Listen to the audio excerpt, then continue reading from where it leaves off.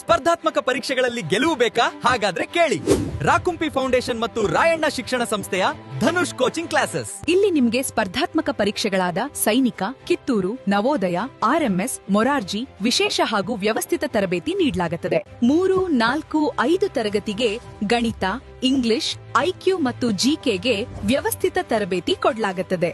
ತರಗತಿಗಳು ಏಪ್ರಿಲ್ 6, 2026ರಿಂದ ಆರಂಭವಾಗಲಿದೆ.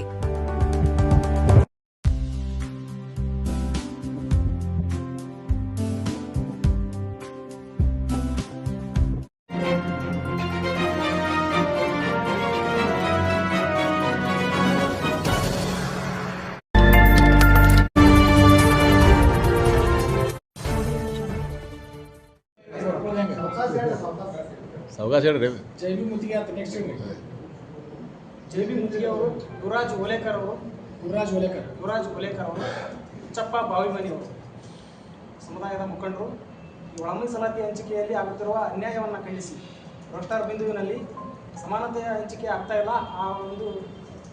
ಅದೊಂದು ಇದನ್ನು ಖಂಡಿಸಿ ನಾವು ಈ ಪತ್ರಿಕಾಗೋಷ್ಠಿಯನ್ನು ಕರೆದಿದ್ದೇವೆ.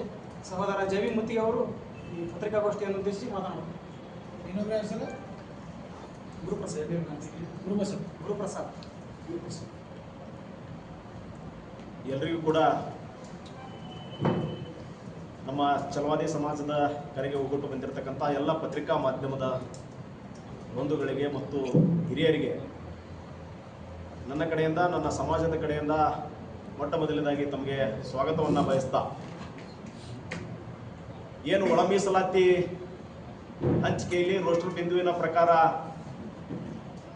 ಬಲಗೈ ಸಮಾಜಕ್ಕೆ, ಛಲವಾದಿ ಸಮಾಜಕ್ಕೆ ಅನ್ಯಾಯ ಆಗುತ್ತಿರುವುದನ್ನು ಖಂಡಿಸಿ ಇವತ್ತು ನಾವು ವಿಜಯಪುರ ಜಿಲ್ಲೆಯಲ್ಲಿ ಪತ್ರಿಕಾಗೋಷ್ಠಿಯನ್ನು ಕರೆದಿದ್ದೇವೆ. ಈ ಒಳ ಮೀಸಲಾತಿ ಅಂದ್ರೆ ಏನಂತೇಳಿ 2 ಮಾತಿನಲ್ಲಿ ನಾನು ಹೇಳ್ತೇನೆ. ಪರಿಶಿಷ್ಟ ಜಾತಿ ಮತ್ತು ಪರಿಶಿಷ್ಟ ಪಂಗಡದ ಜನರಿಗಾಗಿ ಮೀಸಲಿಟ್ಟ ಒಟ್ಟು ಕೋಟಾದಡಿಯಲ್ಲಿ ಉಪಜಾತಿಗಳಿಗೆ ಜನಸಂಖ್ಯೆ ಮತ್ತು ಹಿಂದುಳಿದ ವರ್ಗರ ಆಧಾರದ ಮೇಲೆ ಪ್ರತ್ಯೇಕ ಮೀಸಲಾತಿ ನೀಡುವುದಾಗಿದೆ. ಇದು ಮೀಸಲಾತಿ ಒಳಗಿನ ಮೀಸಲಾತಿಯಾಗಿದ್ದು, ಇದು ಸಮಾನ ಹಂಚಿಕೆಯ ಮತ್ತು ಅತಿ ಹೆಚ್ಚು ವಂಚಿತರಿಗೆ ಸಾಮಾಜಿಕ ನ್ಯಾಯ ಒದಗಿಸುವ ಒಳ ಮೀಸಲಾತಿಯಾಗಿದೆ. ಈ ಒಳ ಮೀಸಲಾತಿಯ ಉದ್ದೇಶ ಸಮಾನವಾದ ಹಂಚಿಕೆ. ಆದರೆ ದುರ್ದೈವದ ಸಂಗತಿ ಏನಂದ್ರೆ, ಈ ಒಳ ಮೀಸಲಾತಿಗೆ ದಶಕಗಳ ಕಾಲ ಹೋರಾಟ ಮಾಡಿರ್ತಕ್ಕಂಥ ಛಲವಾದಿ ಸಮಾಜ ಇವತ್ತು ಸುಮಾರು 3 ದಶಕಗಳ ಕಾಲ ಒಳ ಮೀಸಲಾತಿಗೆ ಹೋರಾಟವನ್ನ ಮಾಡಿಕೊಂಡು ಬಂದಿರತಕ್ಕಂತಹ ನಮ್ಮ ಛಲವಾದಿ ಸಮಾಜಕ್ಕೆ ಇವತ್ತು ರೋಸ್ಟರ್ ಬಿಂದುವಿನ ಮುಖಾಂತರ ಏನು ನೋಟಿಫಿಕೇಶನ್ ಆಗಿದೆ, ಕೆಲವು ಹುದ್ದೆಗಳನ್ನ ನೋಟಿಫಿಕೇಶನ್ ಮಾಡಿದ್ದಾರೆ ಸರ್ಕಾರದವರು, ಇದು ಬಲಗೈ ಸಮಾಜದವರಿಗೆ ಮರಣ ಶಾಸನವಾಗಿ ಮಾರ್ಪಾಟಾಗಿದೆ.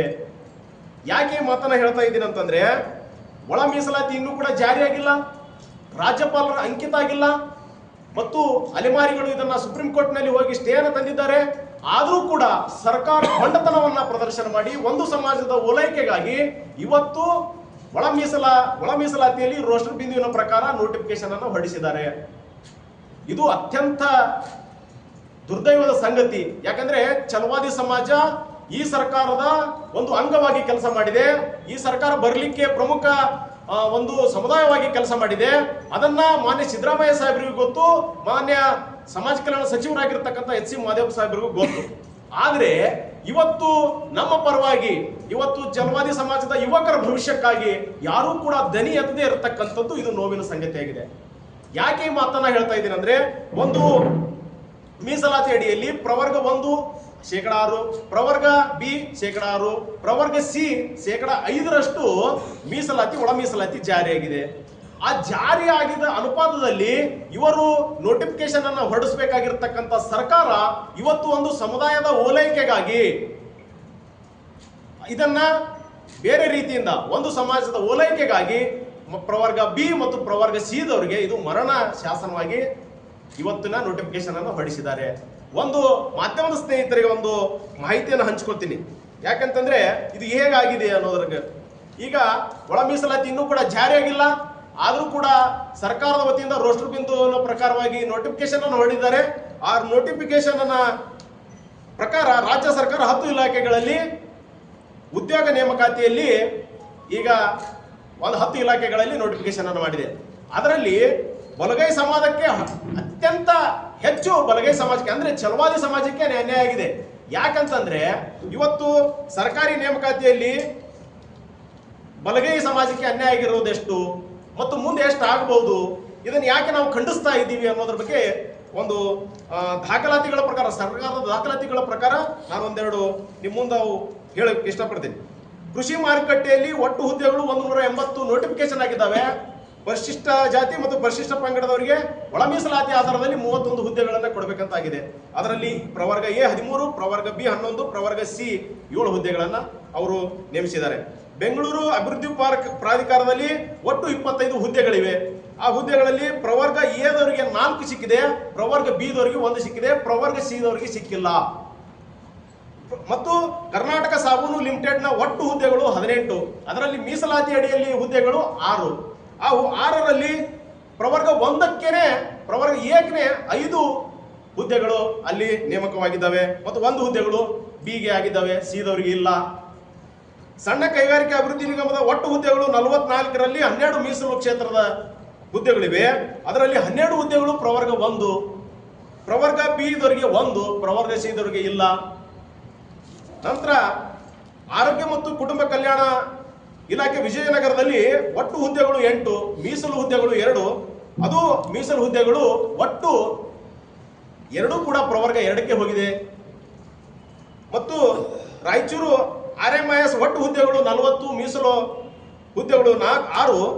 ಶೇಕಡಾ 6 ಮತ್ತು 5ರ ಅನುಪಾತದಲ್ಲಿ ಆಗಬೇಕಾಗಿರ್ತಕ್ಕಂಥದ್ದು ಇಲ್ಲಿ ಪ್ರವರ್ಗ ಎಕ್ಕೆ 4 ಆಗಿದೆ, ಪ್ರವರ್ಗ ಬಿ ದವರಿಗೆ ಇಲ್ಲ, ಪ್ರವರ್ಗ ಸಿ ದವರಿಗೆ 2 ಆಗಿದೆ. ಮತ್ತು ಸರ್ಕಾರಿ ಆಯುರ್ವೇದಿಕ್ ಮೆಡಿಕಲ್ ವಿವಿ ಒಟ್ಟು ಹುದ್ದೆಗಳು 8, ಅದರಲ್ಲಿ ಮೀಸಲು ಕ್ಷೇತ್ರದಲ್ಲಿ 2, ಅದು ಕೂಡ ಪ್ರವರ್ಗ ಎಕ್ಕೆ 2 ಹೋಗಿದೆ, ಪ್ರವರ್ಗ ಬಿ ದವರಿಗೆ ಅಲ್ಲಿಲ್ಲ, ಪ್ರವರ್ಗ ಸಿ ದವರಿಗೆ ಅಲ್ಲಿಲ್ಲ. ಮತ್ತು ವಾಯುವ್ಯ ಕರ್ನಾಟಕ ಸಾರಿಗೆ ಇಲಾಖೆಯಲ್ಲಿ ಒಟ್ಟು ಹುದ್ದೆಗಳು 30, ಅದರಲ್ಲಿ 33, ಅದರಲ್ಲಿ ಒಟ್ಟು ಹುದ್ದೆಗಳು 10 ಮೀಸಲು ಅಭ್ಯರ್ಥಿಗಳಿದ್ರೆ ಪ್ರವರ್ಗ ಎದವರಿಗೆ ಕೂಡ 10ಕ್ಕೆ 10 ಕೂಡ ಪ್ರವರ್ಗ ಎದವರಿಗೆ ಹೋಗಿದೆ, ಪ್ರವರ್ಗ ಬಿ ದವರಿಗಿಲ್ಲ ಮತ್ತು ಪ್ರವರ್ಗ ಸಿ ದವರಿಗಿಲ್ಲ. ಕೃಷಿ ವಿದ್ಯಾಲಯ ವಿವಿ ಧಾರವಾಡದಲ್ಲಿ ಆಯ್ಕೆ ಮಾಡಿದ್ರೆ ನೀವು ಪ್ರವರ್ಗ 1ರಲ್ಲಿ ನಾವು ಹೋಗ್ಬೋದು, ಪ್ರವರ್ಗ 2ರಲ್ಲಿ ಹೋಗ್ತೀನಿ ಅಂತಂದ್ರೆ ಪ್ರವರ್ಗ 2ರಲ್ಲಿ ಹೋಗ್ಬೋದು, ಪ್ರವರ್ಗ 3ರಲ್ಲಿ ಹೋಗ್ತೀನಿ ಅಂತಂದ್ರೆ ಪ್ರವರ್ಗ 3ರಲ್ಲಿ ಹೋಗ್ಬೋದು. ಆದ್ರಿಂದ ದ್ವಂದ್ವಗಳಾಗಿದೆ ವಿನಃ ಈ ಒಳ ಮೀಸಲಾತಿಯಿಂದ ನ್ಯೂನ್ಯತೆಗಳಿದೆ, ನಾನು ಇಲ್ಲ ಅಂತ ಹೇಳ್ತಾ ಇಲ್ಲ. ಆ ನ್ಯೂನ್ಯತೆಗಳನ್ನ ಸರಿಪಡಿಸಬೇಕಾಗಿರ್ತಕ್ಕಂಥದ್ದು ಸರ್ಕಾರದ ಜವಾಬ್ದಾರಿ. ಆ ಜವಾಬ್ದಾರಿ ಸರ್ಕಾರದ ಮೇಲಿದೆ. ಆದ್ರಿಂದ ಕೂಡಲೇ ಇವೇನು ಆದಿ ಕರ್ನಾಟಕ, ಆದಿ ದ್ರಾವಿಡ, ಆದಿ ಆಂಧ್ರ ಅಂತ ಏನಿದ್ದಾರೆ ಅವರನ್ನ ಯಾವ್ದಾದ್ರು ಒಂದು ಪ್ರವರ್ಗಕ್ಕೆ ನೀವು ಸೀಮಿತ ಮಾಡಿ. ಮತ್ತು ತದನಂತರ ನೀವು ಅಲೆಮಾರಿಗಳಿಗೆ ಏನಿದೆಯಲ್ಲ ಪ್ರತ್ಯೇಕ ಅವರು ಮೀಸಲಾತಿ ಕೇಳ್ತಾ ಇದ್ದಾರೆ. ಅದು ಸರ್ಕಾರ ಮತ್ತು ಆ ಅಲೆಮಾರಿಗೆ ಸಮುದಾಯದ ರಾಜ್ಯ ಮುಖಂಡರ ಜೊತೆ ನೀವು ಚರ್ಚೆಯನ್ನು ಮಾಡಿ ಅವರಿಗೂ ಕೂಡ ನ್ಯಾಯವನ್ನು ಒದಗಿಸಿ. ಯಾಕಂದ್ರೆ ಇಲ್ಲಿ ಬಲಾಢ್ಯವಾಗಿರ್ತಕ್ಕಂಥ ಛಲವಾದಿ ಸಮಾಜಕ್ಕೆ ಅನ್ಯಾಯ ಆಗ್ತಿದೆ ಅಂತಂದ್ರೆ ಇನ್ನು ಅಲೆಮಾರಿಗಳ ಪರಿಸ್ಥಿತಿ ಏನಿದೆ ಸರ್? ನಾವು ಕೂಡ ಆತ್ಮಾವಲೋಕನ ಮಾಡ್ಕೊಳ್ಬೇಕಲ್ಲ. ನಾವು ಯಾರಾದ್ರೂ ಕರ್ನಾಟಕದಲ್ಲಿ ಛಲವಾದಿ ಸಮಾಜ ಅಂತಂದ್ರೆ ಯಾರಿಗೇ ಅನ್ಯಾಯ ಆದ್ರೂ ಕೂಡ ಮೊದಲು ಛಲವಾದಿ ಸಮಾಜ ಇರುತ್ತದೆ. ಅದು ನಿಮಗೂ ಗೊತ್ತು, ನನಗೂ ಗೊತ್ತು. ಅಂತ ಸಂದರ್ಭದಲ್ಲಿ ಇವತ್ತು ನಮ್ಮ ಹೊಟ್ಟೆಗೆ ಬೆಂಕಿ ಬಿದ್ದಿದೆ. ನಮ್ಮ ಬೆಂಕಿಯನ್ನು ಆರಿಸಬೇಕಾಗಿರ್ತಕ್ಕಂಥ ಜನಪ್ರತಿನಿಧಿಗಳು ಇವತ್ತು ಎಲ್ಲೇ ಕುಂತ ಕೇಶೇಂದ್ರ ಹಾರಿಕೆ ಉತ್ತರಗಳನ್ನ ಕೊಡ್ತಾರಂದ್ರೆ ಅಂತಹ ಸಚಿವರು, ಶಾಸಕರುಗಳು ಮುಂದಿನ ದಿನಮಾನಗಳಲ್ಲಿ ನಾವು ತಿರಸ್ಕಾರವನ್ನು ಮಾಡಬೇಕಾಗ್ತದೆ. ಛಲವಾದಿ ಸಮಾಜದ ವತಿಯಿಂದ ಇವತ್ತು ಯಾಕೆ ನಾವು ಇಷ್ಟು ಆಕ್ರೋಶಭರಿತವಾಗಿ ಮಾತನಾಡ್ತಾ ಇದ್ದೀವಿ ಅಂತಂದ್ರೆ ಈಗ ನೀವು ಸುಧಾರಣೆ ಆಗಲಿಲ್ಲ ಅಂದ್ರೆ 35 ವರ್ಷಗಳ ಕಾಲ ನಾವು ಈ ಮೀಸಲಾತಿಯಿಂದ ವಂಚಿತರಾಗ್ತೇವೆ. ಬಾಬಾ ಸಾಹೇಬರ ಸಂವಿಧಾನ 1950ರಿಂದ ಬರೋಕ್ಕಿಂತ ಮುಂಚೆಯೂ ಕೂಡ ಅಸ್ಪೃಶ್ಯತೆ ಆಚರಣೆಯಲ್ಲಿ ಬೆಂದಿದ್ದೇವೆ. ಸಂವಿಧಾನ ಜಾರಿ ಆದ ನಂತರವೂ ಕೂಡ ನಾವು ಕೆಲವು ಕಾನೂನು ನಿಯಮಗಳನ್ನ ಮೀರಿ ಇಲ್ಲದ ಕೂಡ ನಾವು ಅಸ್ಪೃಶ್ಯತೆಗೆ ಒಳಪಟ್ಟಿದ್ದೇವೆ, ಅತ್ಯಾಚಾರಕ್ಕೆ ಒಳಪಟ್ಟಿದ್ದೇವೆ. ಇವೆಲ್ಲವೂ ಕೂಡ ಮುಂದುವರಿಯ ನಿಟ್ಟಿನಲ್ಲಿ ಈ ರೋಸ್ಟರ್ ಬಿಂದುವನ್ನ ಪ್ರಾರಂಭಿಸಿದ್ದಾರೆ ಅಂತೇಳಿ ನಾನು ಇದನ್ನು ಆರೋಪ ಮಾಡ್ತೀನಿ ಸರ್ಕಾರದವ್ರ ಮೇಲೆ. ಯಾಕಂದ್ರೆ ನಮ್ಗೆ ಹಕ್ಕುಗಳಿರಲ್ಲ ನಮಗೆ, ಮತ್ತು ನಮ್ಮ ಸಮುದಾಯಕ್ಕೆ ವಿಶೇಷವಾಗಿ ಯಾವ ಇದೇನು ಅನುವಂಶಿಕವಾಗಿ ಬಂದಿರ್ತೈತಲ್ಲ ಕುಲಕಸಬು ಯಾವುದೂ ಇಲ್ಲ. ನಮ್ಮ ಛಲವಾದಿ ಸಮಾಜಕ್ಕೆ ಯಾವುದೂ ಇಲ್ಲ, ಬೇರೆ ಬೇರೆ ಸಮಾಜಕ್ಕೆ ಇದೆ. ಅದು ಬೇರೆ ಬೇರೆ ಸಮುದಾಯ ಸ್ವತಃ ಬಾಬಾ ಸಾಹೇಬ್ ಸಂವಿಧಾನ ಬರೋಕ್ಕಿಂತ ಮುಂಚೆಗೂ ಕೂಡ ಅವ್ರು ಹಣ ನೋಡಿದ್ದಾರೆ. ನಾವು ಹಣ ನೋಡಿಲ್ಲ. ನಾವು ಜೀತಗಾರಿಕೆಯಲ್ಲಿ ಬಂದಿದ್ದೇವೆ, ಅಸ್ಪೃಶ್ಯರಾಗಿ ಬಂದಿದ್ದೇವೆ. ಇವತ್ತು ಆ ಅಸ್ಪೃಶ್ಯತೆಯನ್ನು ನೊಂದು ಬೆಂದಿರ್ತಕ್ಕಂತಹ ಯುವ ಸಮೂಹ ಕಷ್ಟಪಟ್ಟು ಓದಿ ಅನೇಕ ಹುದ್ದೆಗಳನ್ನು ಪಡೆದುಕೊಂಡಿದೆ ವಿನಃ ಇದು ಯಾರ ಕೊಟ್ಟಿರ್ತಕ್ಕಂತಹ ಭಿಕ್ಷೆಯಿಂದ ಅಲ್ಲ, ಬಾಬಾ ಸಾಹೇಬರ ಸಂವಿಧಾನದಿಂದ. ಅದನ್ನ ಬಟ್ ಮಾಡಿ ಛಲವಾದಿ ಸಮಾಜದವ್ರು ನೀವು ಆಲ್ರೆಡಿ ಅದಿರಲ್ಲ, ಆ ಹುದ್ದೆ ನಿಮಗೆ ಯಾಕೆ ಅನ್ನೋ ವಿತಂಡವಾದ ಬೇಡ. ನಮ್ಮ ಅರ್ಹತೆ ಮೇಲೆ ನಮ್ಮ ಜ್ಞಾನಾರ್ಜನೆ ಮೇಲೆ ಪಡೆದುಕೊಂಡಿರ್ತಕ್ಕಂತಹ ಹುದ್ದೆಗಳವು. ಆದ್ರಿಂದ ಸರ್ಕಾರದವರು ಕೂಡಲೇ ರೋಸ್ಟರ್ ಪದ್ಧತಿಯನ್ನ ಕೈ ಬಿಡಬೇಕು. ಕೈ ಬಿಡದೇ ಇದ್ರೆ ಈಗ ರಾಜ್ಯದಾದ್ಯಂತ ಮೈಸೂರಿನಿಂದ ಪ್ರಾರಂಭವಾಗಿ ಬಿಜಾಪುರಕ್ಕೆ ಬಂದಿದೆ ಸರ್ ಈ ಹೋರಾಟ. ಮೈಸೂರು, ಮಂಡ್ಯ, ಬೆಂಗಳೂರು, ಚಿತ್ರದುರ್ಗ.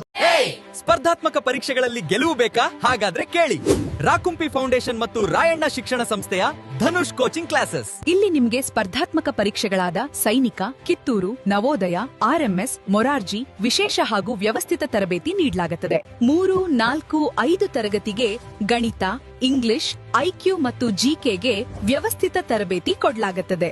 ತರಗತಿಗಳು ಏಪ್ರಿಲ್ 6, 2026ರಿಂದ ಆರಂಭವಾಗಲಿದೆ.